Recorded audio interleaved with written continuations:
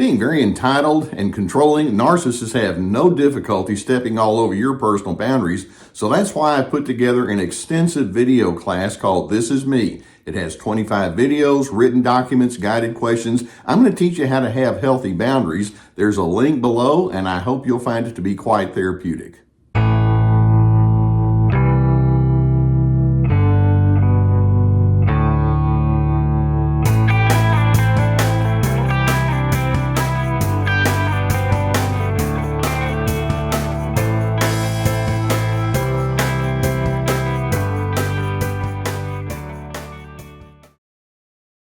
One of the sad truths about individuals consumed with narcissistic tendencies is that their entire persona can be built upon one falsehood after another. And one of the most annoying or grating kinds of falsehoods that they hold on to is they honestly think it's okay for them to act in a way that proves that they're superior over you. They have such an arrogance that they draw upon that it leads to a very condescending attitude when you're in their presence. And I'm sure that you know what it's like because you've probably been on the receiving end of it in so many different ways. For example, in their arrogance, narcissists will think, well, I deserve favored treatment that you frankly don't deserve. They have lots of double standards. Or in their arrogance toward you, they think, well, in addition to that, I really don't have a need to understand you. There's not much there, some substance on the inside of you that I care about anyway. Likewise, they tend to think, well, I really wouldn't have problems in my life if you could get your act together. You see, any kind of problems I have are caused by slobs like you. And even when it comes to their issues, like with their harsh anger or their meanness or some of the poor decisions they make and the repercussions that come along with that, in their arrogance, rather than saying, I have some work to do on the inside of me, they think, no, if anything hard came along in my life, you caused it, and it certainly couldn't have come from me. Likewise, in their arrogance, narcissists will think, well, you owe me your deference. And you're thinking, is that right? It's not right. You just need to take your thoughts, your preferences, your priorities, and just move them over here into my direction. You and I are going to get along just fine. I don't want you to be you. You need to be a version of me. That being the case, then they'll come toward you and say that because of that, my priorities need to be your priorities. My opinions should be your opinions, and their priorities and opinions will supersede yours. And ultimately, in their thinking, it's as if they're presuming, you see, I am not like common folks, kind of like you. And it's interesting where this can be the case no matter what station in life a person may be. They may be uneducated, they may be highly educated, they may be accomplished, they may be unaccomplished. Doesn't really matter if they have that narcissistic attitude. This superior, arrogant, condescending attitude is just going to show up. Now, before you ever came into their lives, and this is important for you to understand, before you ever came into their lives, certain ingredients were already in place that set them up to have this arrogant attitude toward you. They want you to think that you're the problem, but this is something that they've been carrying inside for a long time. And I want to point out 7 different things about the arrogant person that they simply have not come to terms with. Number 1, these individuals operate with a real cold heart. Somewhere along the way, the notion of compassion was lost on them. The only thing they really care about is self-service. Number 2, these individuals have or live with a certain emotional disconnect, would be the way I would put it. And what I mean by that is they don't have any particular curiosity about you, and they don't really feel with you because you're not worthy enough. Then a third pattern that's a part of their arrogance is the lack of reflective thinking. In the narcissist's mind, they're thinking, look, I already know everything I need to know. So if you try to make me think or be analytical about something, you're wasting your time because I'm a finished product as far as you're concerned anyway. In addition, number 4, one of the patterns that's on the inside is envy. And the envy is disguised as disdain toward you. In other words, they can't stand it when good things happen to you. And so what they'll do is they'll minimize the good in you. It's like, yeah, you think you're all that, but I've got news for you. You're not. And so they'll put you down and they can't celebrate the goodness that comes your way. A fifth pattern that's a part of their arrogance, and this is beyond that envy and disdain, is that they have learned to manage their anger with an element of contempt that leads the way. Anybody that wants to challenge them, anyone that's too different from them, is going to be held in low, and I mean low regard. It's kind of like, do you know who I am? How dare you come against me, or how dare you differ from me, because you are beneath me, and I hold you in the lowest of low regards when you remind me that you don't think that way. A sixth common pattern that's part of this arrogance is that they're chronically and impossibly divisive. They think competitively, which means that they don't think with respect to being a harmonizer. And then, frankly, a seventh pattern that they're in is that they're committed to a fool's way of life. And when I say a fool's way of life, they show ongoing patterns of poor judgment. They lack in the proper social skills that would be necessary for that coordination to be there. And yet they act as if they're the ones who should be the ones who would establish the norms. That's what you're dealing with.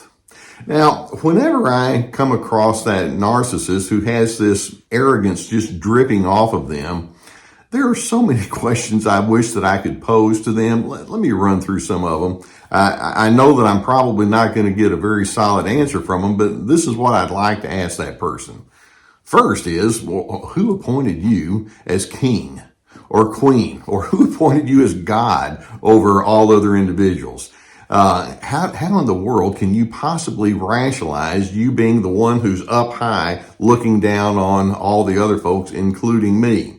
Or another question is, would you ever be willing to examine the benefits of humility? Actually, humility can be a gateway toward all sorts of healthy ingredients like kindness and goodness. Would you be interested in that? Of course, they would think, I already am. And then so, of course, when you proclaim yourself that way, you've probably lost it already.